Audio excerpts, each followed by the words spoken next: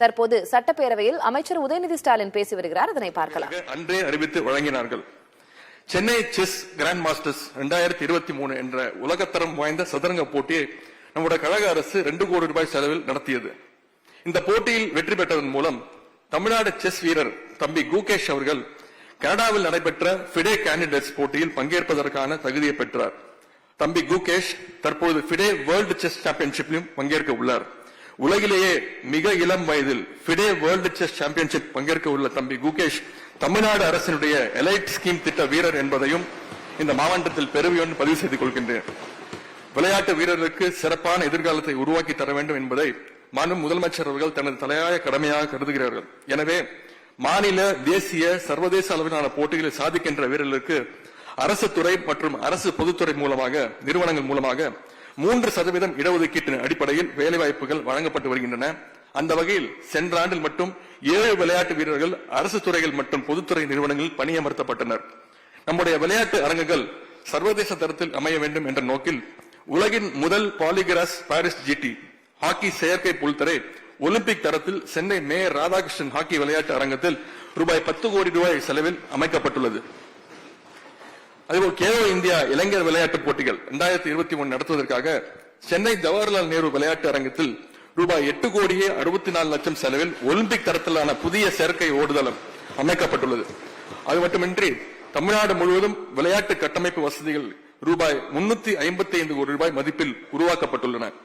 விளையாட்டு கட்டமைப்புகளை பரவலாக்கம் செய்கின்ற வகையில் விளையாட்டு அரங்கங்கள் இல்லாத சட்டமன்ற தொகுதிகள் தலா ஒரு மினி ஸ்டேடியம் அமைக்கப்படும் என்று அறிவித்திருந்தோம். முதற்கட்டமாக 9 சட்டமன்ற தொகுதியில் மினி ஸ்டேடியம் அமைக்கும் பணிகள் இப்பொழுது நடைபெற்று வருகின்றன. அவை அனைத்தும் விரைவில் மக்கள் பயன்பாட்டிற்கு கொண்டு வரப்படும். மாண்புமிகு சட்டமன்ற உறுப்பினர்கள் பலர் அவருடைய தொகுதிகளில் மினி ஸ்டேடியம் அமைக்கப்படுமா என்று வெட்டு தீர்மானங்கள் மூலம் கேள்வி எழுப்பியுள்ளார்கள். அதற்கான பதிலை இங்கே அளிக்க விரும்புகின்றேன்.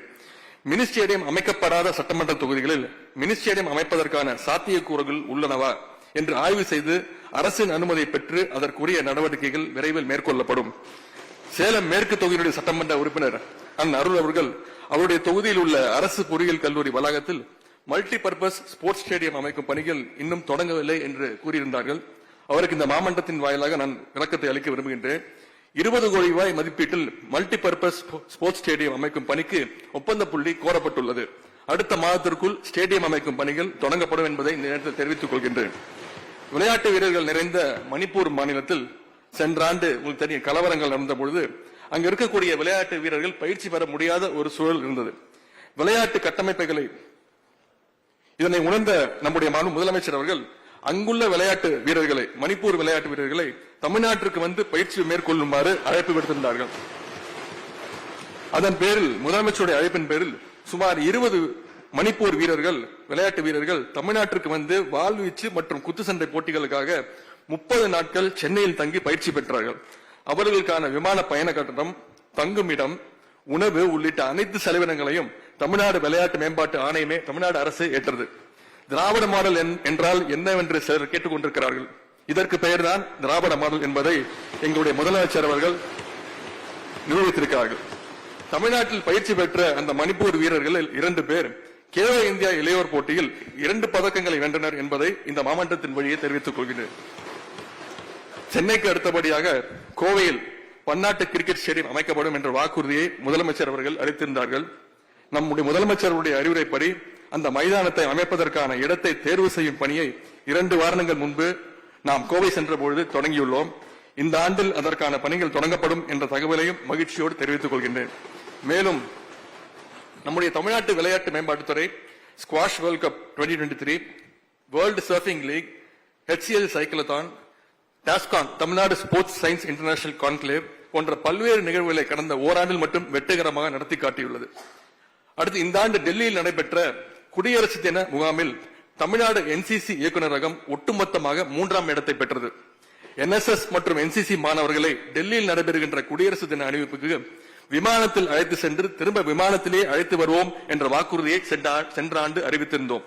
அதனை நிறைவேற்றும் வகையில் அதற்கான ஆணைகளை மாண்பு முதலமைச்சர் அவர்கள் அறிவுறுத்தல் பிறப்பிக்கப்பட்டன.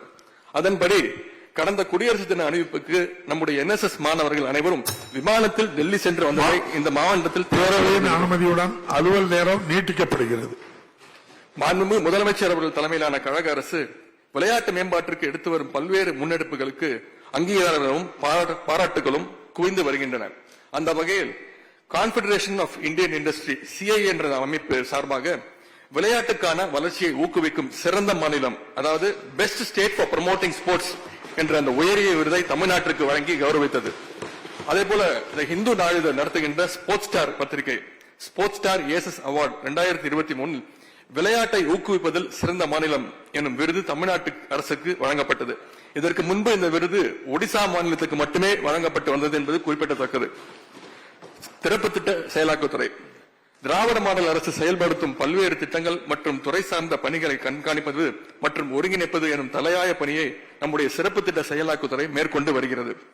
உங்கள் தொகுதியில் முதலமைச்சர் திட்டத்தின் கீழ் ஒவ்வொரு தொகுதியில் இருந்தும் நம்முடைய சட்டமன்ற உறுப்பினர்கள் அளித்த கோரிக்கைகளில் ரூபாய் 11,200 கோடி ரூபாய் மதிப்பில் 818 பணிகள் செயல்படுத்தப்பட்டு வருகின்றது. இந்த ஆண்டு மட்டும் ரூபாய் 5,000 கோடி மதிப்பிலான 210 பணிகளை செயல்படுத்த நடவடிக்கை எடுக்கப்பட்டுள்ளது.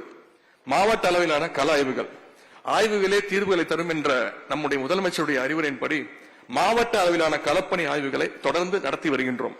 கடந்த ஆண்டு மட்டும் 27 மாவட்டங்களுக்கு சிறப்பு திட்ட செயலாக்க விளையாட்டுத்துறை அமைச்சர் உதயநிதி ஸ்டாலின் சட்டப்பேரவையில் பேசி வருகிறார். பார்த்தோம்.